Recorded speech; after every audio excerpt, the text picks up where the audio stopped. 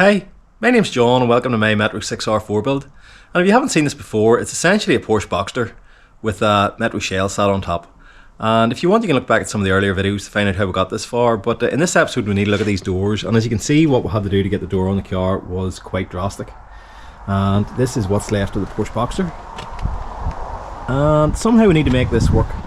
And I do have a few ideas about that, and hopefully they're going to pan out. But now at this stage I need to exercise a bit of discipline. I did say I was going to start at the back of the car, and I have one more job to finish off there. Well, it's time to look at this fuel filler hole, and as you can see from the line that I've drawn, the wheel arch pretty much covers most of it. So it's not that critical, but I still would like to do the best job that I can. Now, I'd start by saying that if you wanted to learn how to weld, I would not be the man to teach you. There's definitely better YouTube channels out there for that. But what I would like to do is discuss a couple of ways it could be done, the way I'm going to do it, and a couple of steps I'm going to take to make sure it doesn't warp and turn into a complete mess.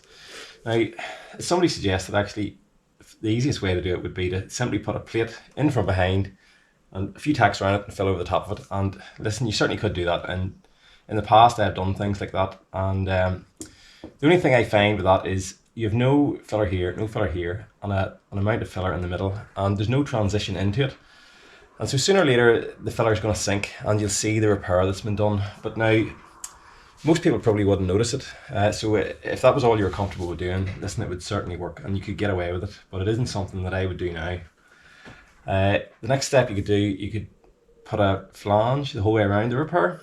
And you call this say the joddling or juggling with a wee handheld tool, and it puts a little step in the panel. And that would bring the surface of the repair up to the outside face, and you would have a lot less filler, so it would certainly be better. But the thing I don't like about this is you would have a double skin ring the whole way around the repair. And I think it'd be very difficult to panel beat that afterwards, and so it isn't something that I have really done before, and I'm not going to do it this time. But what I am going to do is to butt weld it, and that's basically where you make a piece which is the exact shape and size, set it up level and weld it in. And how I'm going to weld it in, I'm going to do a tack in one corner and go diagonally opposite and do another tack and cool them with the air line.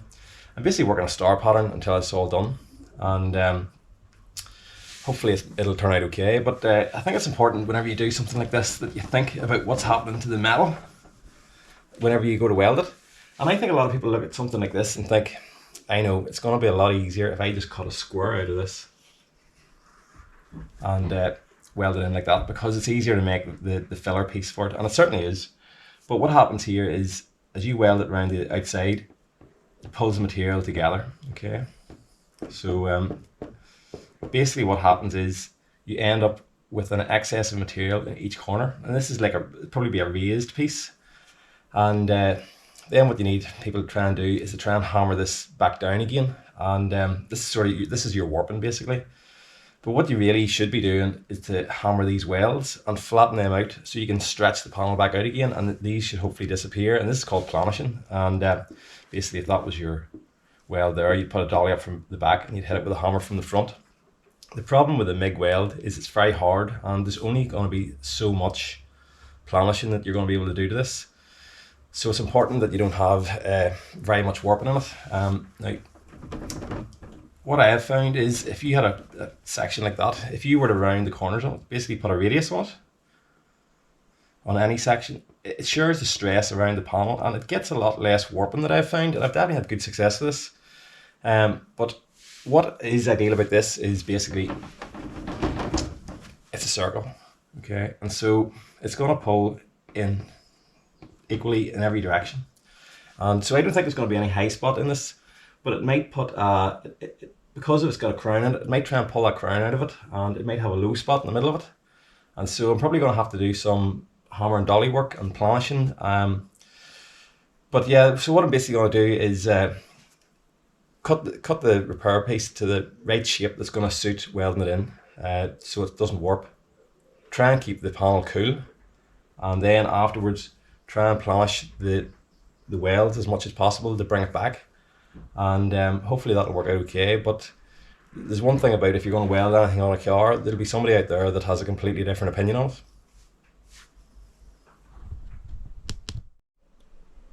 Well, this wasn't really necessary. I've cut the repair piece from the original wing, and that's because it's got the same crown as the quarter panel, and it's also the same thickness of steel, so that's a good starting point.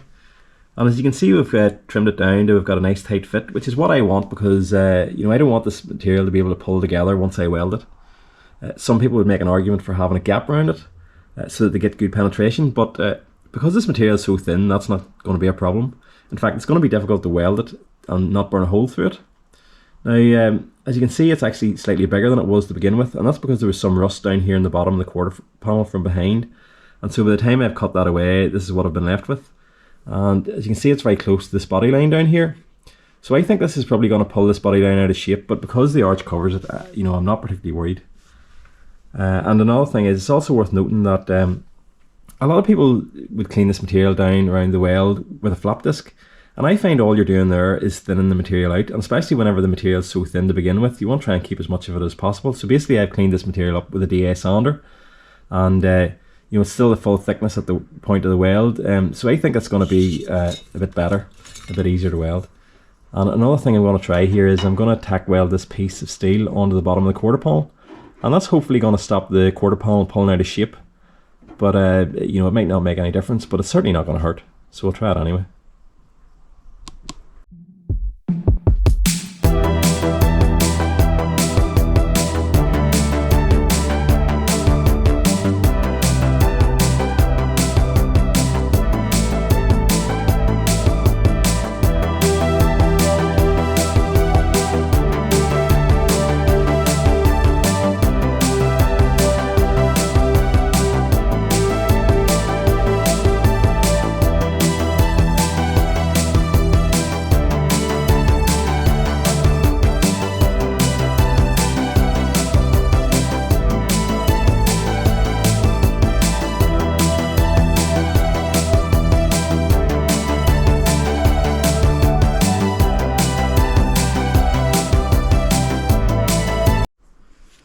Well, we'll take a look at this here, and yeah, it pretty much turned out just about how I expected it would. It's got a small bit of distortion around the outside of it, nothing too major, and down here a bit more so, which we thought would happen. And also, like, I had the weld turned up pretty high, but because you're only doing a tack and another tack, and then cooling it, you know, it doesn't really get a chance to melt and flow into it, but you know, it's got plenty of penetration, so I'm happy enough with it. And as you can see, put a straight edge along it. It's hard to see, but it dips in a little bit at either side, nothing too major, and a little bit more so down here. It's probably about 2 mil in the middle of it. So we'll have a little go grinding it down and do a bit of hammer and dolly work and see what it turns out like. Well, that's it finished off, and I've it all ground down here, and you know, I'd be happy enough with it. Now, I ground it down with one of these hard discs. I don't know what you call them, but I would take about 90% of the material off it before moving to a flap disc, because the flap disc just eats the material either side before it gets the weld cut down.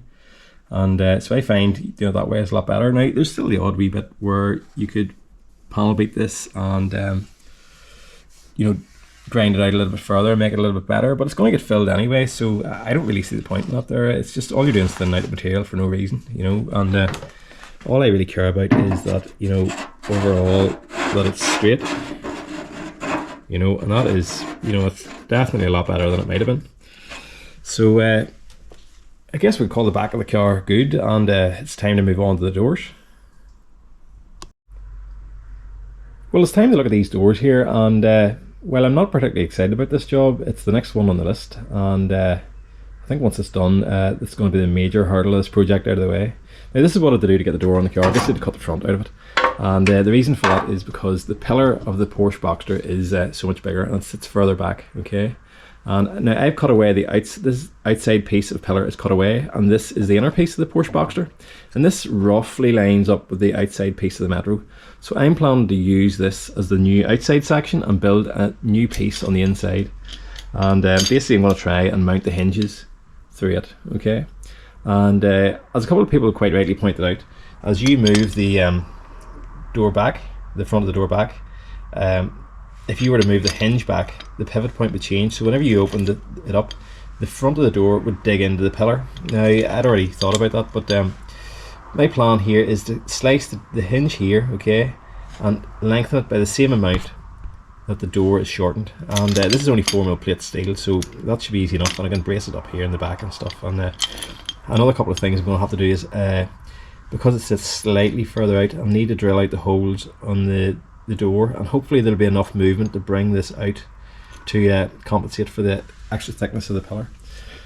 So that's that. But now a couple of people had said about just cutting this all away and using the pillar of the Metro instead, and listen, you probably could do that. The reason why I'm not doing that is I want to try and keep as much Porsche as possible and as little Metro as possible, because well, basically if you want to go and look at the crash test on YouTube of the Rover Metro, that'll probably give you all the answers you need. But I want to try and keep this section here, and if I was to use the pillar of the Metro, I'd have to cut this away, and it's something I really would be loath to do.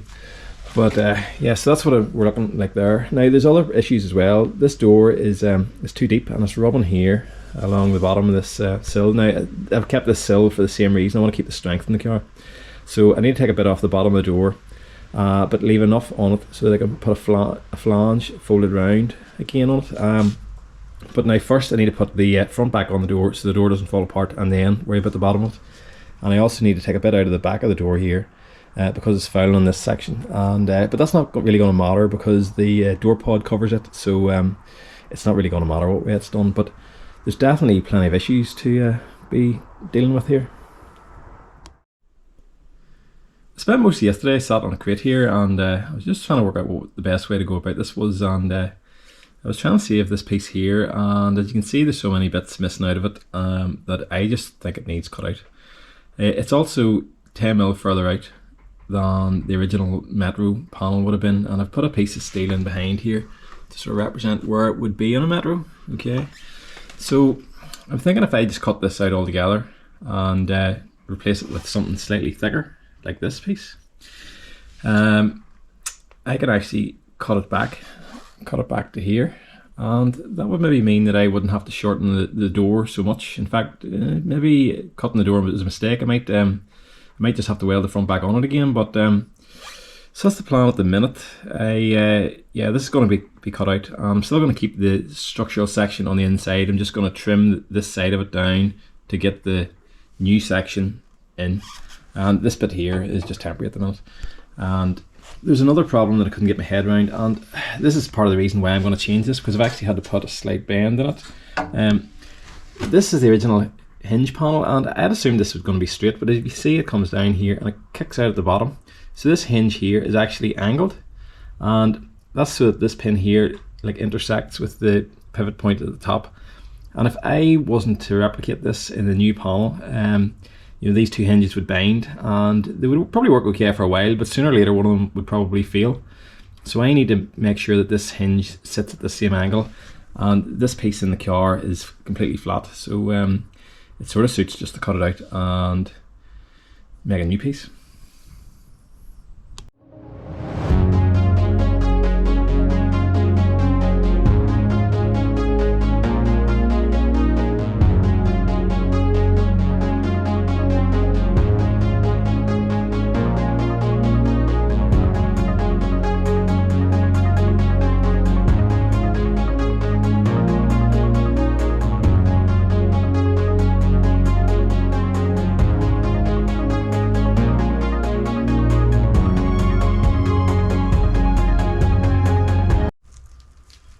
Well, I think I've came up with a plan here, and essentially it is completely different to what it was at the start of the segment about this pillar.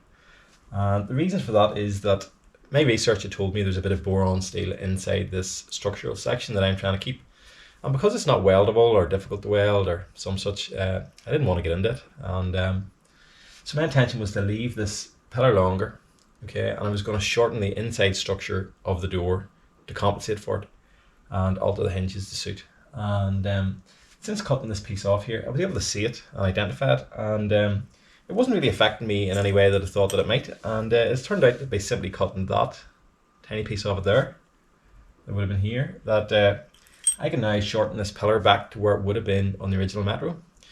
And so that means that I now might not have to alter the pivot point of these hinges or any of that sort of carry on, but it also means that I didn't have to cut the door in half. But I guess if I hadn't cut the door, I wouldn't be at this stage, and sometimes you have to make a mistake to realise, and then you know what the right thing is to do, and that's essentially what's happened here. But it should be handy enough welded back together again. It was cut out in one piece, so I'm not particularly worried about that. I think that'll be fine. But I do want to discuss what is going on here to bring you up to speed. Now this is the section of 2mm that you would have seen in the last clip, and this is going to form the basis of the structure of this pillar. Okay, and the top hinge should go like so. Okay, the bottom hinge, this is the one off the other side. Okay, and it would go like so. It's got a stud in the back of it, but the problem is this stud lines up exactly with the raised folded section of this structural piece, and because it's not flat, I can't put a nut and bolt through it. So what I've done is this, if you want to compare these two, yeah, so this is the one that I've modified, and you can see I've welded a piece onto the top. Okay, and that's going to mean that I can now bolt it through my new structural piece, and that should work out just fine. But it's probably a bit difficult to sort of grasp what way this is going to be finished here. So I've made up a couple of pieces to show you. And I've made this piece here. Now this is going to need to be remade in something heavier because the sill is very heavy. But the piece goes there to cap that off, right? And I'm going to need to get a piece folded up, which is this profile, okay? And this light gauge, but it's going to go here, and it's going to be the full length of the sill, okay? And that's going to join the two cars together. And then I've made this piece here, right? And this is going to go like so, and that's going to be the cosmetic piece of the pillar. And it's got a flange on it that's going to allow me to put the door seal on. I'm going to need to make a radius piece here for the corner and another radius piece for the back. And the side skirt is going to go over it. So, okay, so that's kind of an idea of what it's going to look like. But basically, if these hinges work, it means that the most of the thinking of this section is done, and all I really need to do now is get these couple of bits made up, and I'll be ready to weld this together once I finally put the shell on. So we could be in a good spot here, but I need to make sure that these hinges are going to work, and so I need to bolt it together and try and hinge the door. But luckily I only have a small bit of door to deal with, and it just should be pretty handy worked with. But yeah.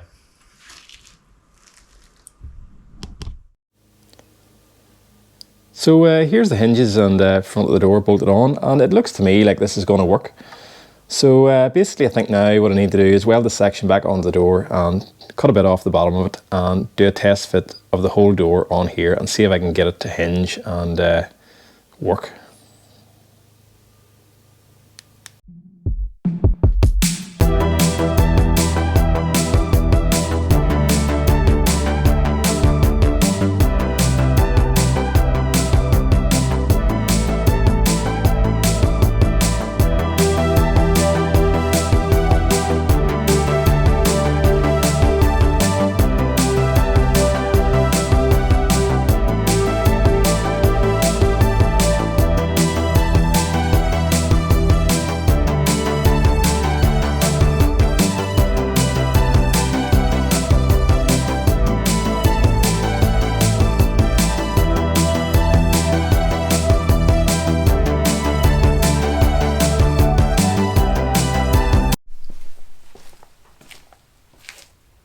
Well, this is the first look at the door on the car, and for first go I'm pretty happy with it.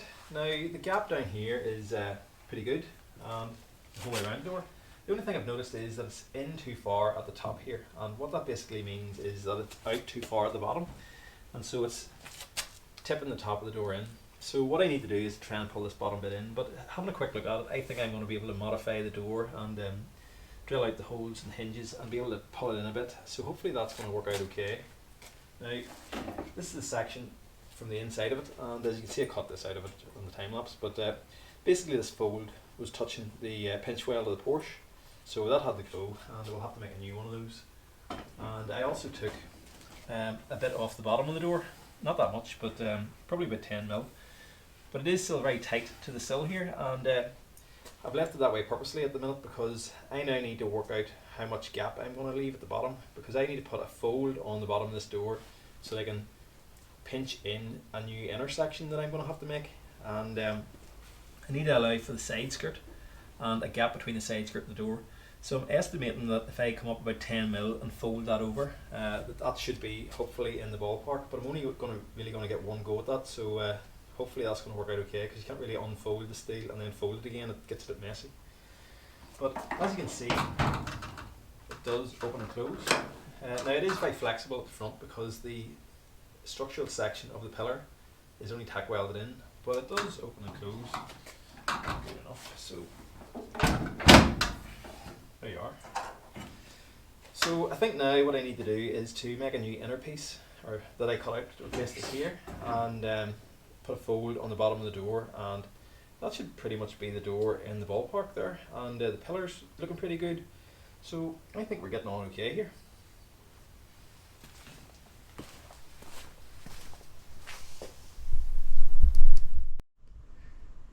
Here's a look at the inside of the door, and you can see the hole that's been left, so we need to fill this in.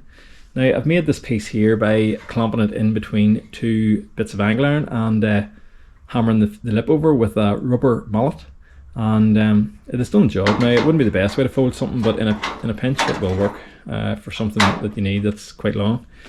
So that'll fill that in there. Now I still need to cut a bit more out of the door to bring it up to this line, but I now need to fold this lip over, and I need to fold it right over 180 degrees, but for a start I need to make it 90 degrees. Then I'm going to prime the inside of the door on the inside of this piece here, and then once it's welded in I'll fold the lip over the last bit of the way. Okay, but I need some way to fold this, and I can't get a hammer and dolly in there or anything else, so I'm thinking about doing this here, and I'm going to put a couple of these bits of steel in here and clamp them in place, okay, there, and then hammer this lip, or hammer this edge, and try and put a 90 degree lip on it. And I don't really know if this is going to work, but I can't really think of any other way to do it, so I'll have to try it and see.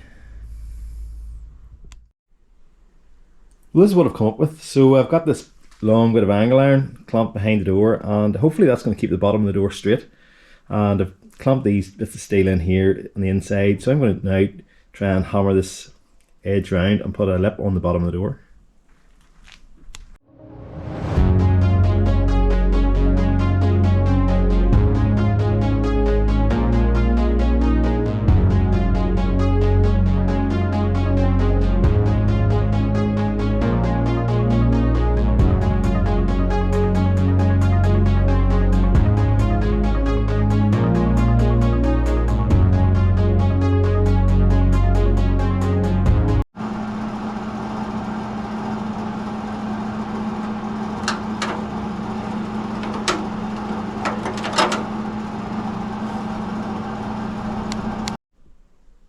Well, here you can see the door on the right is the one that's been modified, and this is the easiest way to see what's been done to it.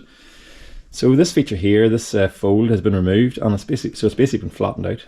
Okay, and the actual total depth of the door has been shortened. You know, it's longer here to here than it is there to there. Okay, and that's just to clear the sill. On the back, the door goes completely straight on the original door, and here it's got comes up and it's got a taper. Okay. And that's to clear the B pillar of the Porsche, and also this is for the same reason. This, in an earlier episode, we cut some slices in it here to clear this B pillar, and you can see this is more square than this side. And I've made a wee piece that goes in here and welded it in and ground it down. So yeah, hopefully it should fit now.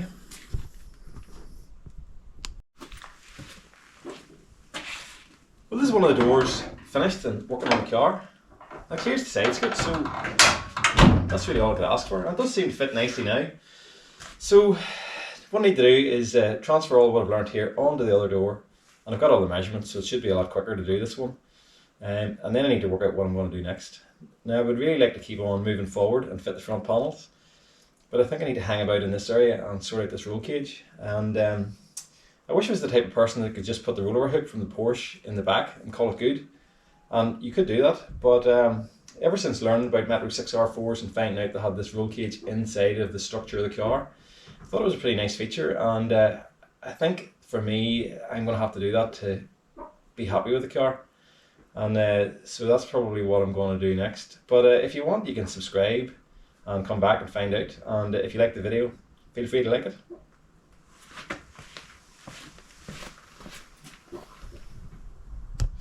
So that's essentially how it's going to be finished off.